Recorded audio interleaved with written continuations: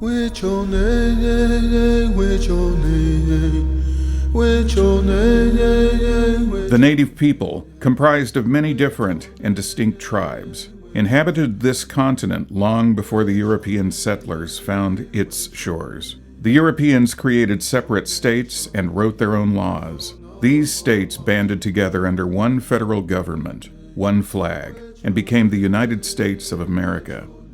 In exchange for lands the native people had lived on and called home since time immemorial, the newly formed nation recognized the inherent sovereignty of Indian nations.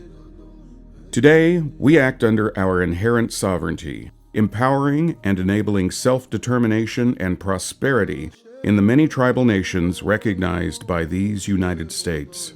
The National Indian Gaming Association has taken the fight to maintain those sovereign rights to the White House and the halls of Congress in Washington, D.C., rights that were guaranteed at such great price so long ago.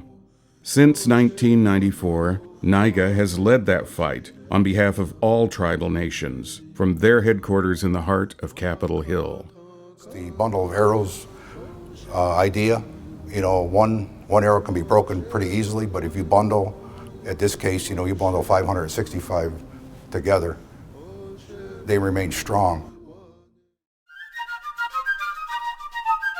Known as the Waterston House on the Hill, this elegant townhouse was constructed around 1806. The townhouse's historical significance stems from its connection to George Waterston, who served as Librarian of Congress and whose active role in the political and literacy life of the capital made him one of the federal city's most distinguished citizens. 224 2nd Street Southeast not only serves as NIGA's headquarters, but also has been the location for numerous strategy sessions by tribal leaders. Networking with other tribes, being able to host meetings here in this facility means a lot to me for the future growth of the Porch Band of Creek Indians. Today, NIGA is undertaking an expansion of this historical building that will only increase its presence on Capitol Hill and provide a first-rate conference center for all of Indian country in Washington, D.C.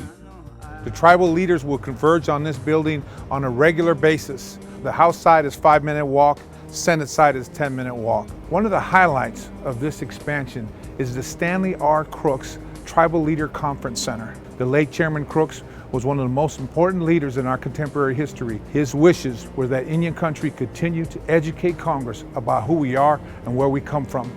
The Stanley R. Crooks Tribal Leaders Conference Center. This conference center will be able to accommodate roughly 150 people and will have an open link to a landscaped terrace for indoor or outdoor events. A meeting space of this magnitude is almost unheard of in the Capitol Hill neighborhood.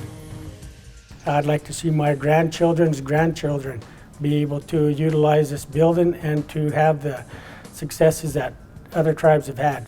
NIGA has come a long way since Rick Hill and Tim Wapato first helped secure the purchase of the building in the legislative heart of this country. This facility can be utilized to benefit all tribes who come to DC to tell their story. It's a place where they can gather to strategize prior to going to the Hill, or going to the Department of Interior, or meeting with the administration.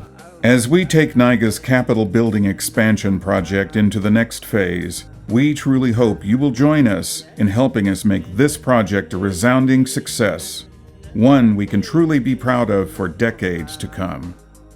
We're all sister nations, so what benefits one benefits all. Fighting for each other in the same causes, ensuring that our children had a future just the same.